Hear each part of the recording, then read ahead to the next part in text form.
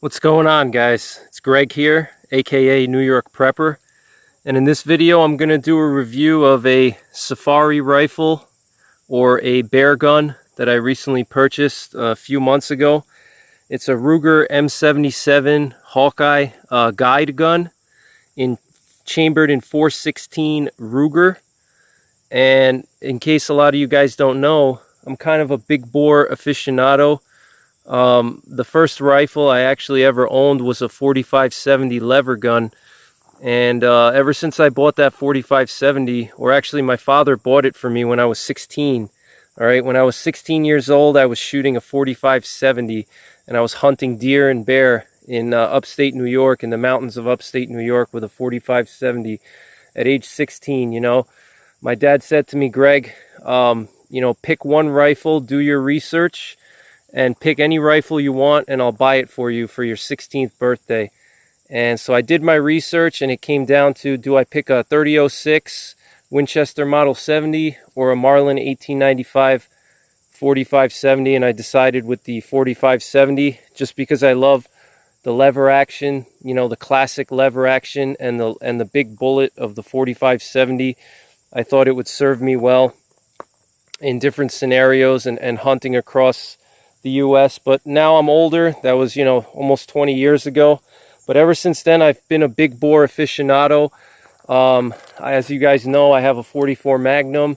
I did have a 500 Magnum for a few years, and then I sold it 2 years ago or 3 years ago. I'm going to probably buy a new 500 Magnum pistol. But, I've been shooting big bores a long time, and, I figured it's time for me to step up to the real big bores, which is the African big bores, the African safari grade rifles. And I wanted to just review this 416 Ruger, Ruger Hawkeye guide gun. I want to just show you guys some upgrades that I did to it, and show you guys the cartridge and the scope that I mounted and stuff like that. So I'm at the range right now, and I'm actually sighting in the rifle. So I'll show you guys some of the groups that I have later on when I'm done sighting it in. But I will tell you that the recoil is massive. Even with the muzzle brake on, the recoil is monstrous. So if you're a newbie shooter and you're not used to big bores, this is not the rifle for you. But for me, I've been shooting 4570 for, since I was a teenager. I've been shooting big bore handguns for over a decade, and shotguns, 12 gauge shotguns, heavy loads in the shotguns. So I'm pretty good with handling recoil. I don't have a flinch or anything.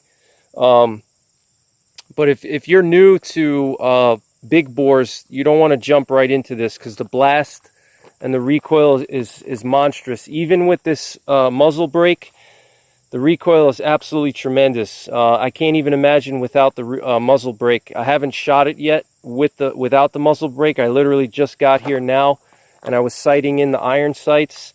But even with just the muzzle brake, the recoil is I would say probably 25% more than a 3-inch slug out of a 12 gauge, and that's with the muzzle brake. All right, without the muzzle brake, it's going to probably be absolutely massive. I'm going to shoot it without the muzzle brake later, and I'll show you guys some of the pictures of the recoil and how I handle it, and you can see how much it recoils. But the reason I got this rifle is I've always wanted to go hunting for Kodiak bear in Alaska, and ever since I was a kid, I wanted to go hunting in Alaska for Kodiak bear, moose, and maybe out west for elk. And when you're hunting in areas where there's brown bears, such as Montana or Alaska, you need to have some kind of rifle that can stop a bear if it charges you. Even a big black bear, all right? Like here in upstate New York, we get black bears that are easily over 500 pounds. There's a lot of good food for the black bears here, and there's a lot of wilderness areas, so the black bears get really big up here. And there's been some bear attacks, so even up here in upstate New York, it's nice to have a big bore in case you have to deal with a big charging bear. But I primarily got this for Alaska, you know, going hunting in Alaska someday, and maybe even Africa.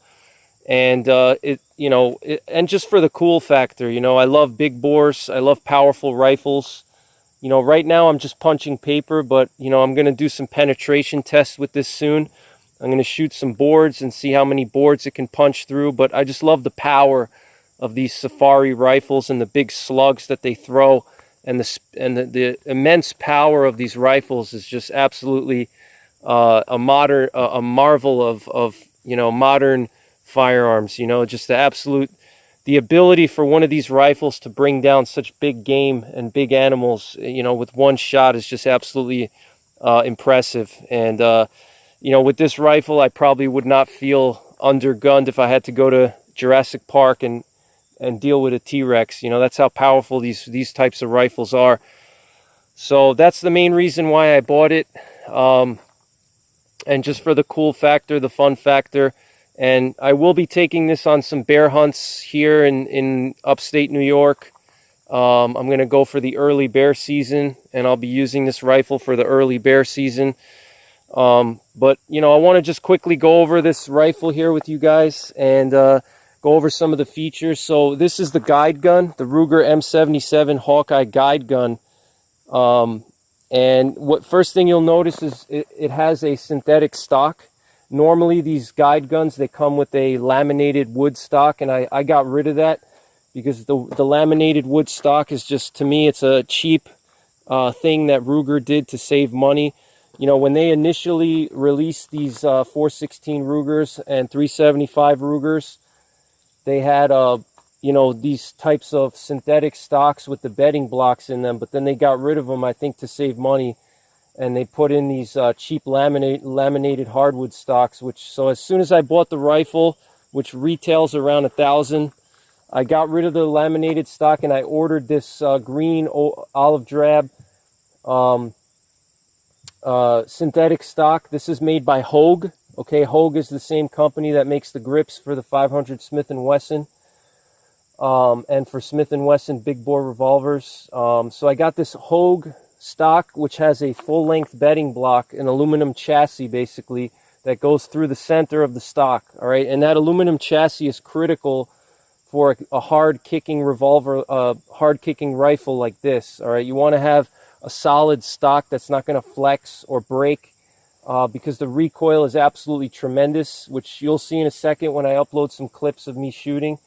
The recoil is absolutely tremendous, so you want a stiff, you know, good solid stock. So I immediately got rid of the laminated stock. I bought this directly from Hogue. I called up Hogue and I ordered this stock for $250. I think maybe $270. And then I had to actually use my Dremel and open up the barrel channel on this stock, because this stock is made for a slightly narrower barrel contour. So I just had to take my Dremel and open up the barrel channel so it could be free floated. So I'll just show you guys how I opened it up nicely. All right, so you see the nice free float on the side of the barrel here. I made a nice solid free float. So before I get into more of the specifics, you know, of the rifle, I want to just show you the cartridge. Okay, so here you have the 416 Ruger cartridge, which was developed by Ruger, and they developed the cartridge in conjunction with Hornady. All right, and they developed this cartridge with Hornady together. All right, and this cartridge was made to shoot out of the Ruger Hawkeye rifles. And the reason why they the reason why Ruger partnered with Hornady was they wanted a dangerous game cartridge that could be chambered in a standard length action. All right, and when I say standard length, I mean the same length action or same length chambering as a 30-06, a standard length 270.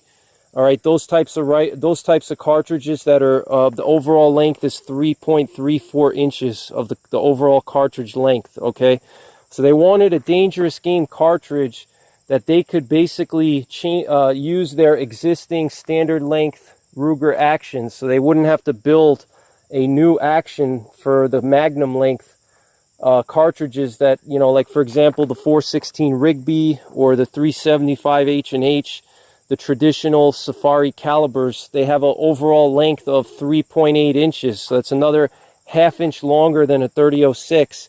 So Ruger would have had to make a magnum length receiver to take those big cartridges. So instead of doing that, they said, all right, let's just make a new cartridge that will fit into a 3.34 inch overall length, and we could use this existing receivers that we have for the 30-06s and 300 Win Mags and 7mm and 270s. We can use the same receiver as that. We don't have to build a new receiver. So they created the 416 Ruger, okay, and this cartridge here is designed to basically duplicate a 416 Rigby, but it's supposed to do it out of a 3.34 inch length cartridge. Okay, so that's obviously a huge advantage from a manufacturing point of view, because they can make these rifles a lot cheaper than a typical Safari rifle, where they have to have a larger receiver,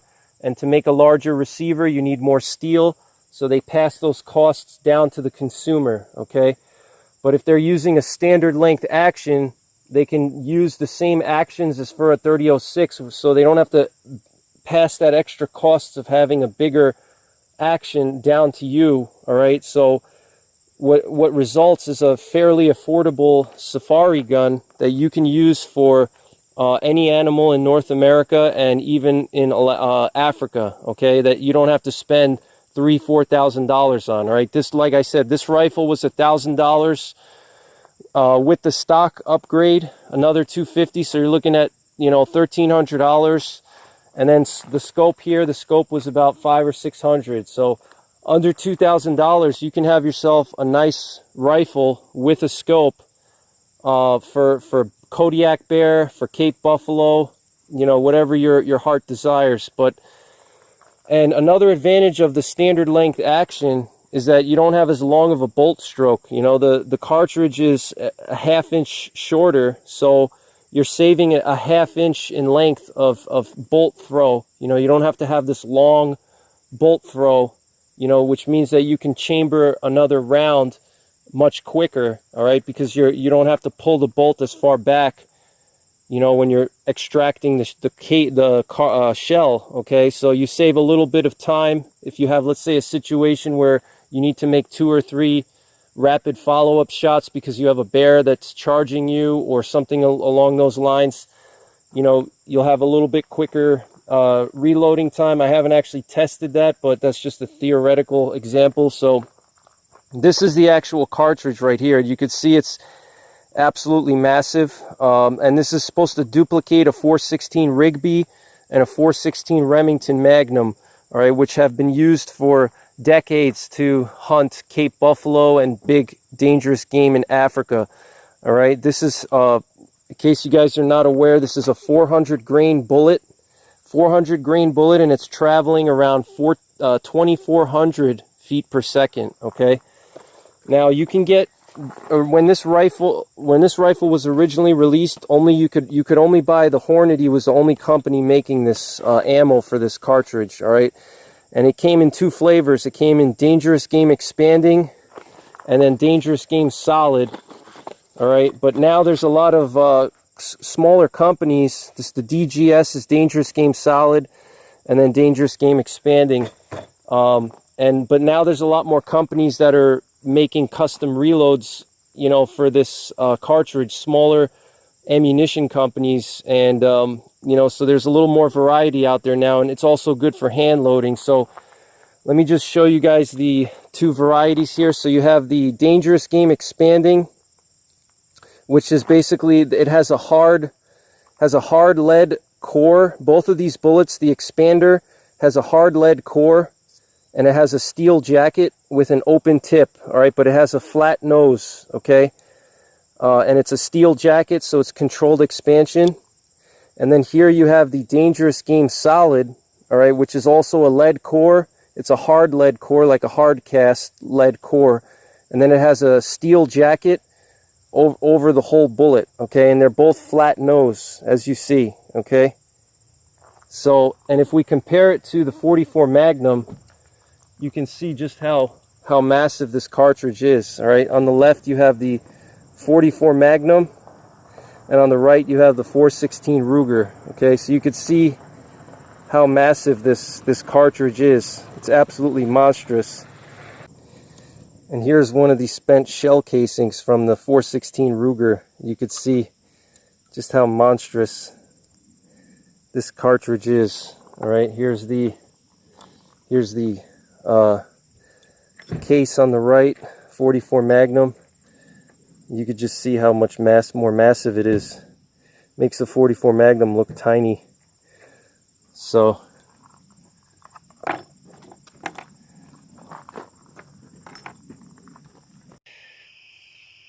alright guys, so just wanted to show you the stock front sights that come with the rifle here. They have, the rear sight has a white, it's a express style sight.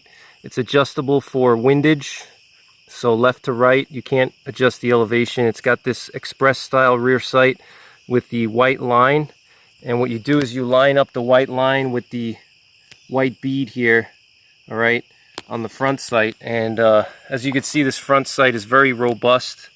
It's welded on, all right, it's a solid piece. It has this sling barrel band, so what happens is this rifle recoils so much, if you had a sling stud down here on the forearm, you would destroy your finger. So they put it on the front, so this thing is welded on. This is where you attach your swivel to. And just look at this rear sight post, how solidly built it is. The scope I'm running on this is an Athlon 1:6 power. This is an Athlon Midas BTR 1:6 power. It's a 30mm scope, and I got these quick detach rings from Alaska Arms LLC. So these rings are awesome. You can detach them and reattach them, and they're supposed to have the same point of impact from within a half an MOA. And this is what it looks like here. It's has a 3-round internal box magazine plus 1 in the tube, so you get 4 rounds total capacity. And with this low power scope with the Alaska Arms quick detach rings, I can quickly take the scope off if I have to, if for whatever reason my scope gets compromised and I'm in bear country or dangerous game country, and you know, at least I can still use the front sight, the iron sights. Comes with this muzzle brake which unscrews, and it comes with this muzzle weight that what you can do is you can remove the muzzle brake if you're in the field so you don't destroy your eardrums. And it's just like a weight that looks the same as the brake, but it doesn't have the holes in it. And what it does is it keeps the point of impact the same. And you can swap from the brake to the weight. If you don't want the loud noise, you put the weight on there, like if you're hunting. But if you're sighting in, you definitely want this muzzle brake. This was a nice touch by Ruger. Very smart idea, because the recoil is absolutely insane on this thing. So that's what it looks like. And this is the Athlon Midas BTR Gen 2, I think it is, 1:6 power. It's illuminated. So, and I'm going to change these sights out. I'm going to go to Tool Tech Gun Sight in Michigan. I'm going to have them put a tritium sight, tritium rear and tritium on the front. So if I'm in a bear country area, I can have some low light visibility like it is right now. It's getting a little duskish. You know, I want to be able to see the sights in case, you know, if it's low light or no light. So that's the quick overview of the rifle. So stay tuned for some more shooting clips.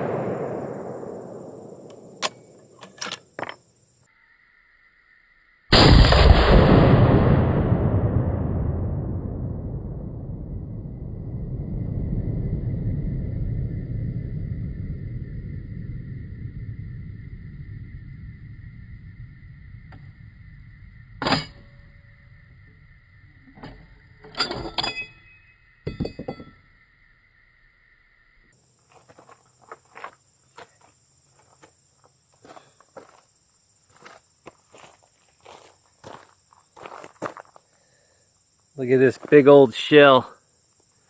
416 Ruger. Look at this thing, guys. 416 Ruger. Look at this big old shell. It's like the size of my finger. There's my middle finger. Look at how big this thing is. Monster.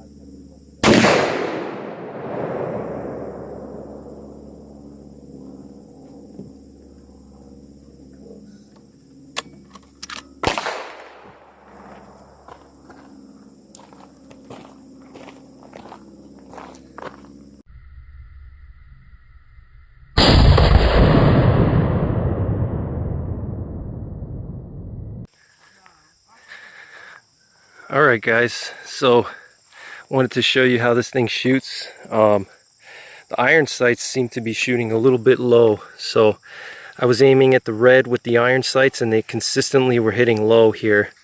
I had to make some adjustments. They were going a little bit to the left, so I had to adjust it to the right, but for some reason they're going a couple inches low. These boxes are 1-inch boxes, so they're averaging around 2 to 3 inches low at 25 yards with the stock iron sights from Ruger. But I'm actually going to be upgrading the iron sights, and I'll show you guys those new sights when I get them. But they're night sights, tritium night sights that are custom made by a company called Tool Tech Gun Sight in Michigan. And I'm getting those night sights on this one because in case for bear hunting in the evening when it's getting darker out, I may need a night sight, you know, to be able to see the sight a little bit better.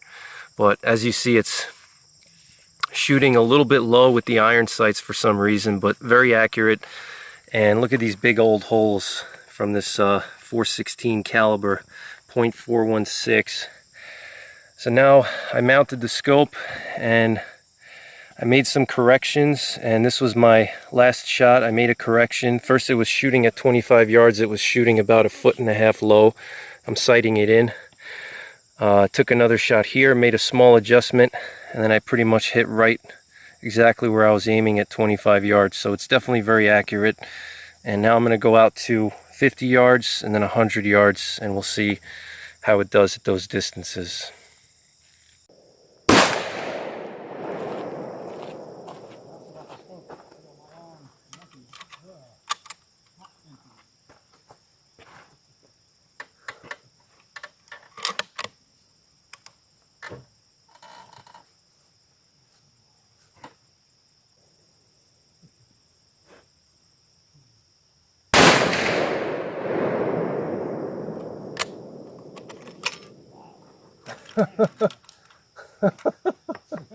Freaking crazy. Earth shaking. Man. Oh my gosh. Oh man. As long as it's fun, that's all that matters.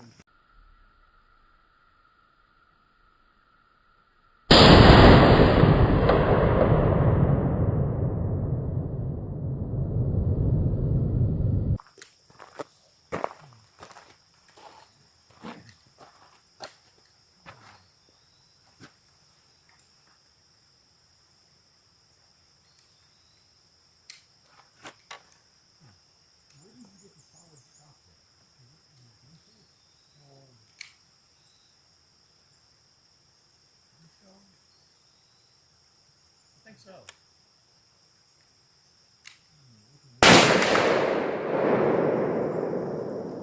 Yeah, they're around. It's crazy, man. Awesome. It's the kind of gun, if you don't grip it right, it'll hurt you, you know? Yeah.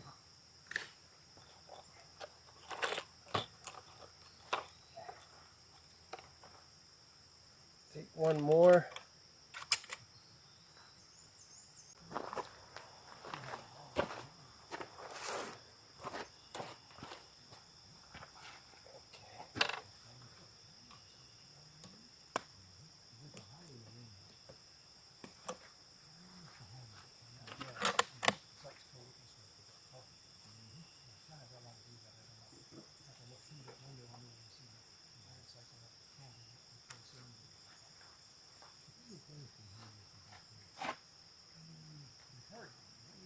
Distant shots.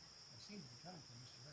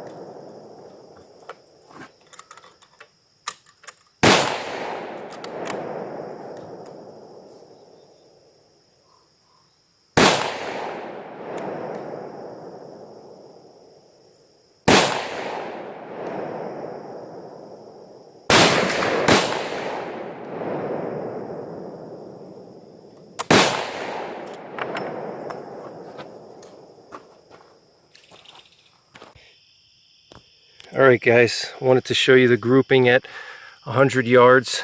Ignore these two, these are flyers. I think because I shot on a hot barrel on those.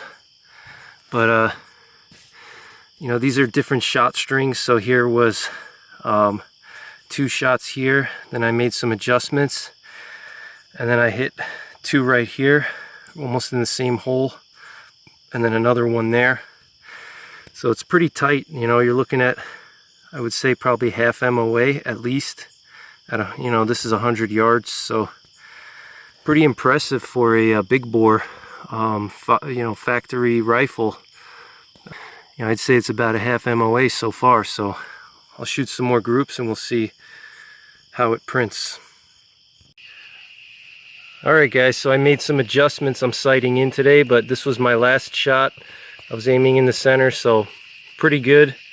Running out of light here, so I'm gonna have to come back and confirm the 0. And then I took another one down here, and I was aiming in the center, so I was maybe a little bit low and to the left, it looks like, but could have just been because it's dark and I'm rushing the shots. But definitely this is good. I may need to move it 1 click if anything, but so definitely an accurate rifle. It's you know, probably at least half MOA. It's very accurate.